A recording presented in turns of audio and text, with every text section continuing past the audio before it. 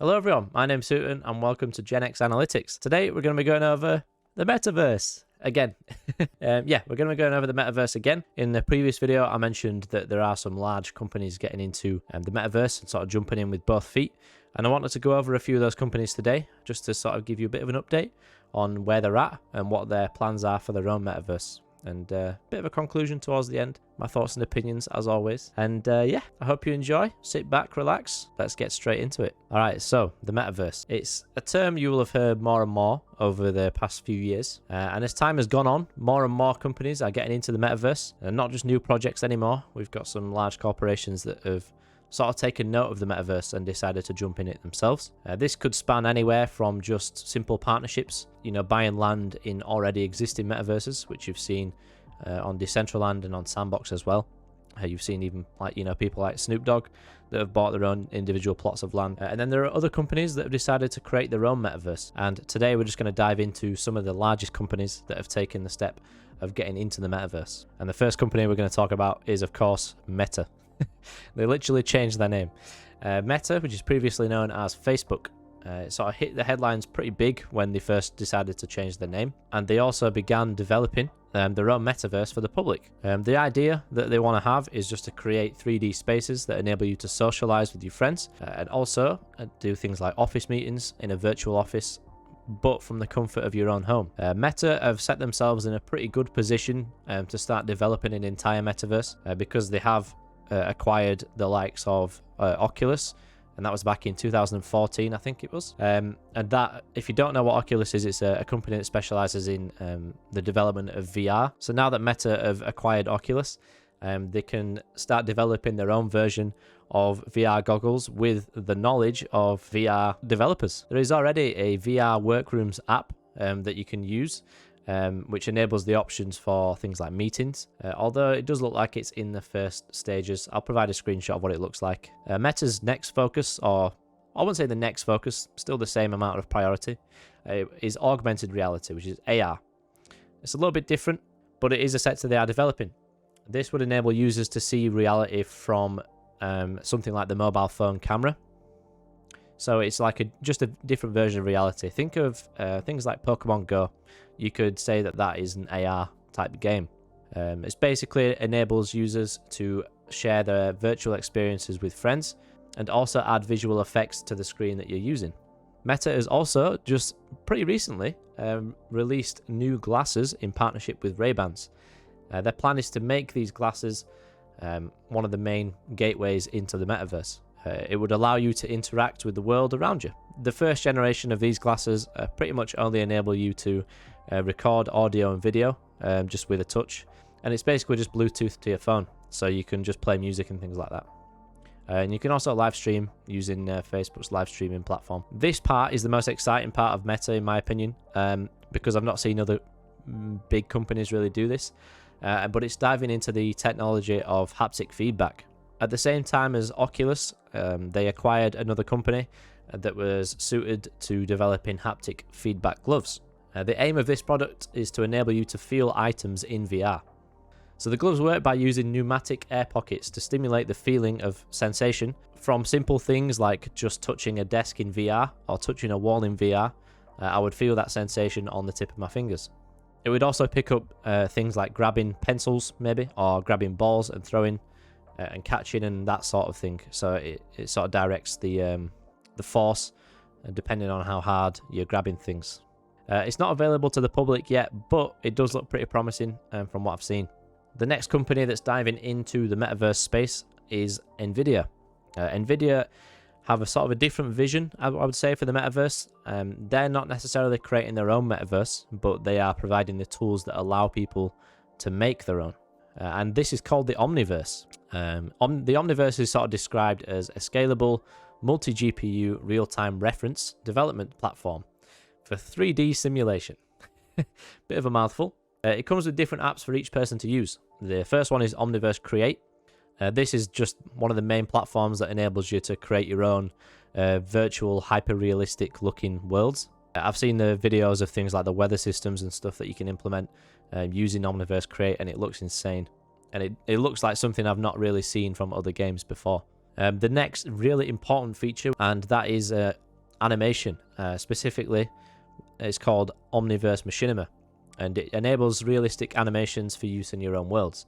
So simple things like just walking can be created using Omniverse Machinima. The next really important one is Omniverse Audio to Face, which is an AI facial animation tool that helps you convert sound clips into animations.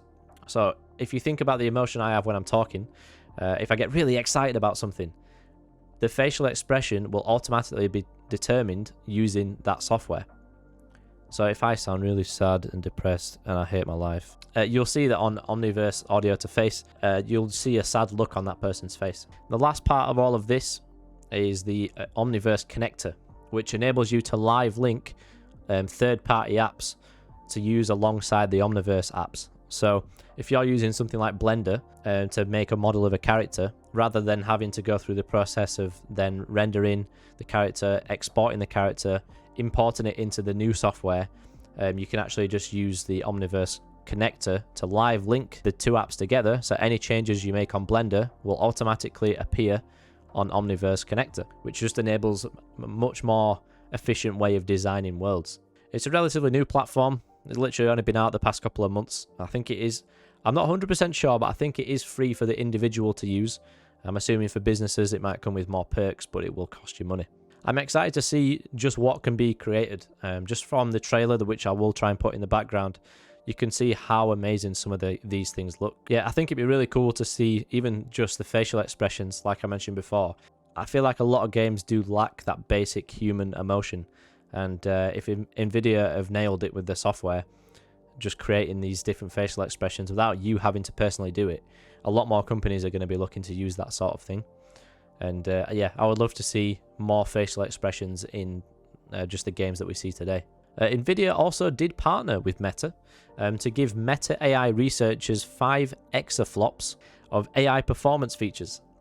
Meta aims to use this to train AI models with more than 1 trillion parameters. If you don't know what an exaflop is, don't worry, I don't either. I'll throw just a graph up for you to actually see a bit of a comparison compared to what, say, a gigabyte is. The next company I want to talk about is Epic Games. Epic Games is another large corporate company that is diving into the metaverse. Their CEO, Tim Sweeney, is very bullish on the idea of building a metaverse. Fortnite was a huge success for them, and it really changed the gaming industry, in my opinion. Just the amount of things and features that they added to that game, literally world-changing events they added in there. They added concerts like Travis Scott, Marshmello. I was never a part of any of them concerts, you know, being an audience member. I've only seen YouTube videos, but it would have been nice to actually be in the game itself and just have a look at how amazing something like that would have been. It's probably one of the first games I've ever seen implement so many partnerships and collaborations with other companies as well. They added things from just content creators to huge brands like Marvel being involved as characters. Yeah, it's amazing to see how well they've actually done with that game. And by the sound of it, they're definitely not done with it now. The CEO of Epic Games sort of describes the metaverse as pretty much like the internet, basically saying that no one can actually own it. Epic Games have 2 main strategies for creating the metaverse. Firstly, they want to expand the game of Fortnite by adding more experiences and scaling it with the hopes of eventually reaching 1 billion users, which is quite a big target, but reach for the stars, I suppose. Secondly, they want to create content creation tools similar to the Unreal Engine for 3D graphics, allowing anyone in the industry to create 3D graphics. So pretty similar to Nvidia's Omniverse. It seems like Epic Games want to create their own version of that.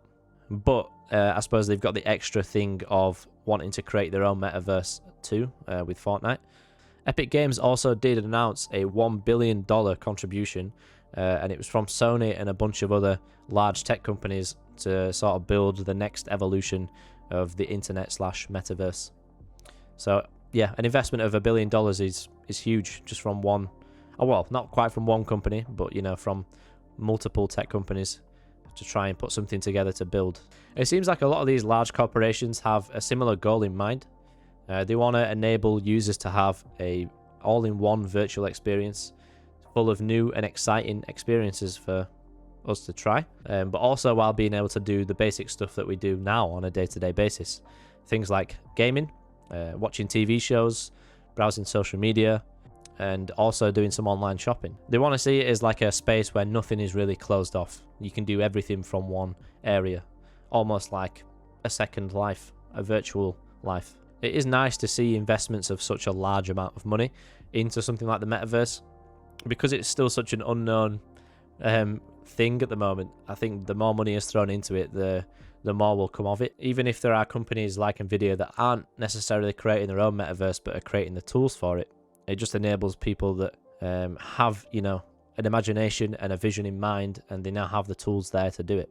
This might be a bit controversial, but I think for the full experience, we should get VR goggles, haptic feedback gloves, and maybe even a haptic feedback suit. And why don't we throw in a endless treadmill as well, so you can run in the same, get yourself tied up in a harness. I've seen videos of that before, and even in some of the shopping centers that are local to me, they have these VR experiences there, and they do look really interesting. But maybe you don't want to go as far as that. You know, if you were to go as far as that, you really would be suiting up and spending a while getting everything set up. Maybe you just want to sit down, you know, at your keyboard and mouse or controller. But I think for full immersion, yeah, I think a haptic feedback suit with the endless treadmill, maybe a toy gun or something like that. So you can play things like Battlefield. You can crouch, you can run, walk. I think it would be interesting to see. Also be very good for fitness as well. But yeah, I mean, you guys might say that's a little bit too far, which is absolutely fair enough. And in some ways I would agree, because I do like sitting down and chilling out as well, not just running everywhere. It would be nice maybe to just have, again, controversial, but maybe just a chip in the brain, or do something like an Inception style thing, where everything is more like a dream. You just close your eyes and you're in the metaverse. Maybe something like that could be obtained in the future, but I think we're quite far away from any kind of technology like that. There is quite a large range of companies getting into it, so if you want me to make another video just explaining some more companies that are getting into the metaverse, then let me know. I can go in depth about some news, just like I have with this, and yeah, we can just start keeping on top of these sort of things together. Let me know in the comments.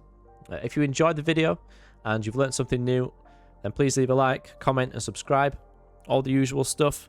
And with all that being said, I hope you have a wonderful day/night, and I'll see you in the next video. Goodbye.